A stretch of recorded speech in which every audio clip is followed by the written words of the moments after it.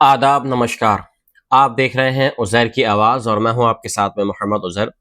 बिहार के अंदर जो एनडीए अलायंस ने एक जीत हासिल की है, उसके पीछे क्या वजूहात हैं और सबसे इम्पोर्टेंट यहाँ पर ओवैसी को जो 5 सीटें मिली है, कैसे मिली है, कौन-कौन इसमें इंक्लूड है, कैसे उन्होंने जीत हासिल की है, सब इस चीज़ में आज इस रिपोर्ट में हम विस्तार से चर्चा करेंगे।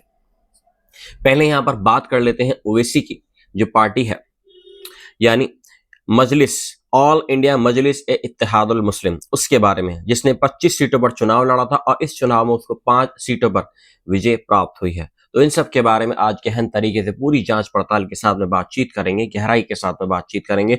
अभी तक आपने मेरे चैनल उज़ैर की आवाज़ को अगर सब्सक्राइब नहीं किया है तो प्लीज़ आप मेरे चैनल उज़ैर की आवाज़ को सब्सक्राइब कर लीजिएगा, ताकि बराबर जो नोटिफिकेशन से मेरी अपडेट की आप लोगों तक पहुंचती रहे। चलिए शुरुआत करते हैं, क्या रिपोर्ट है आज की इस वीडियो में।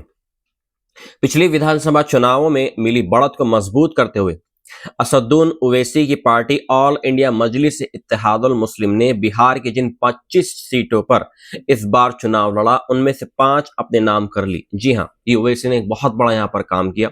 जितने जोश और उत्साह के साथ में उन्होंने बिहार के अंदर जो मेहनत की, उस मेहनत का फल तो उनको कुछ जरूर मिला। जी हाँ, 25 में जब 5 सीटें बहुत मायने रखती हैं।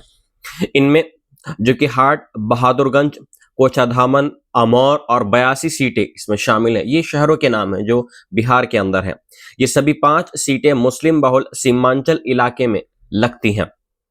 आई AIMIM की ये जीत इसलिए अहम हो जाती है क्योंकि बिहार में एनडीए की लहर के बीच आरजेडी जैसी बड़ी पार्टी की सीटें 25 तक आकर सिमट गई हैं। जी हाँ, जो लालू प्रसाद की पार्टी थी उसकी सिर्फ 25 सीटें आई हैं, और यहाँ पर अगर ओवैसी की अगर 25 में से 5 सीटें यहाँ पर जीती तो एक बहुत बड़ी बात है, क्योंकि ये बाहर की पार्टी है, बिहार की पार्टी नहीं है। जबकि बिहार की जो पार्टी है आरजेडी, वो तो सिर्फ 25 पार्टियों पर ही सिमट कर रह गई। मतलब जो उसके अपने अपने लोग थे उन्होंने उसको भी नकार दिया। मगर जो असदुद्दीन ओवैसी की जो पार्टी है, पिछले चुनावों में मिली 5 सीटों को बचाने में वहां पर कामयाब रही है। वो भी तब जब पार्टी के पिछले चुनाव में जीते 5 में से 4 विधायक आरजेडी में चले गए थे। सीमांचल में किशनगंज, कटिहार, अररिया और पूर्णिया जिले इसमें लगते हैं, जिनमें कुल 24 विधानसभा सीटें हैं। ये इलाका मुस्लिम बहुल है और इसे लंबे समय से विपक्षी पार्टियों का मजबूत गढ़ माना जाता रहा है। लेकिन एनडीए ने इस चुनाव में यहां 24 सीटें जीती हैं। वहीं कांग्रेस के खाते में 4 सीटें गई हैं और आरजेडी महज 1 सीट पर जीती है। बिहार की आबादी में मुसलमानों की संख्या करीब 17% है और कुल मुस्लिम आबादी का करीब 47% सीमांचल में बसता है। यहां मुस्लिम और यादव को आरजेडी का कोर वोटर माना जाता है। सीमांचल इलाके की सीमा पश्चिम बंगाल के रास्ते नेपाल और बांग्लादेश से भी लगती है। ये एक बहुत बड़ी यहाँ पर मैं आपको बात बता रहा हूं, और ये इलाका राज्य की राजनीति में अक्सर ध्यान खींचता रहा है। साल 2020 में जब चुनाव हुए थे तब बीजेपी ने यहां 8 सीटें जीती थी।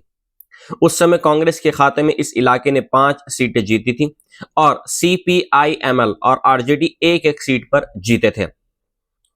इस वक्त AIMIM ने यहां 5 सीटें जीतकर सबको हैरान कर दिया था। हालांकि कई लोगों का यह भी तर्क था कि इससे आरजेडी और कांग्रेस के पारंपरिक वोट बैंक में सेंध लगी है, जिसका फायदा बीजेपी और उसके सहयोगी जेडीयू को मिला है। वहीं 2025 में AIMIM ने न केवल 5 सीटों पर जीत दर्ज की, बल्कि वे किशनगंज के ठाकुरगंज और कटिहार के बलरामपुर में भी बेहद कम वोटों के अंतर से हारी है। प्राणपुर, अररिया और कस्बा केवेटी जैसे कम 4 सीटों पर AIMIM तीसरे नंबर पर रही है। लेकिन यहां उसके उम्मीदवारों को मिले वोट हार जीत के मार्जिन से ज्यादा है। इसका सीधा मतलब यह है कि इन सीटों पर AIMIM नतीजों को प्रभावित कर सकी है। इन चारों सीटों पर जीत मिली बीजेपी, लोक जनशक्ति, रामविलास पासवान और कांग्रेस को, लेकिन घाटा कुल मिलाकर महागठबंधन का हुआ, क्योंकि कांग्रेस पूर्णिया जिले की कस्बा सीट एलजेपी के हाथों हार गई। ताजा नतीजे ये दिखाते हैं कि आरजेडी या उसकी अगुवाई वाले गठबंधन को मिलते आ रहे मुसलमानों के वोट बैंक में सेंध लग गई है। हालांकि ये बदलाव साल 2020 में भी दिखा था, जब बार बार विपक्षी पार्टियों की ओर से बीजेपी की बी टीम कहे जाने के बावजूद ओवैसी की पार्टी को 5 सीटों पर जीत मिली थी। एआईएमआईएम ने महागठबंधन से संपर्क साधा था ताकि साथ में चुनाव लड़ा जा सके और वोटों का बंटवारा ना हो, लेकिन ये गठबंधन नहीं हुआ। इसी साल जून महीने में बिहार के एआईएमआईएम अख्तर अध्यक्ष अख्तरुल ईमान ने द प्रिंट से बातचीत में कहा था, आरजेडी ने हमारे विधायक तोड़े, लेकिन हम इसे भूलकर उनके साथ नई शुरुआत करने को तैयार हैं।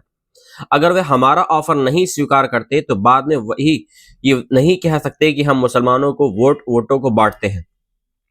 हम अपनी मजबूत पकड़ वाली और सीमांचल की 50 से अधिक सीटों पर लड़ने को तैयार हैं। हालांकि इस बार एआईएमआईएम ने 25 सीटों पर विधानसभा चुनाव लड़ा था। चुनाव में एआईएमआईएम के प्रदर्शन का क्रेडिट पार्टी प्रवक्ता मोहम्मद आदिल हसन अख्तरुल ईमान को देते हैं। वो कहते हैं कि एआईएमआईएम ने अल्पसंख्यक और दलितों से जुड़े हर मुद्दे को उठाया, इसलिए दोबारा लोगों ने एआईएमआईएम पर भरोसा किया। आदिल हसन बलराम सीट पर एलजेपी आर की संगीता देवी से केवल 379 वोटों से हार गए। यहां से पहले महबूब आलम विधायक थे। साल 2020 में एनडीए ने 243 सीटों वाली विधानसभा में 125 सीटें जीती थी, लेकिन यह बहुमत के लिए जरूरी 122 सीटों से थोड़ा ही ज्यादा था। इस साल आरजेडी 144 सीटों पर लड़ी और 75 सीटों पर जीतकर सबसे बड़ी पार्टी बनी थी। वहीं कांग्रेस ने 70 सीटों पर चुनाव लड़कर 19 सीटें जीती थी। सीपीआईएमएल ने 12, सीपीआई ने 2, सीपीएम ने 2 सीट यहां पर जीती थी।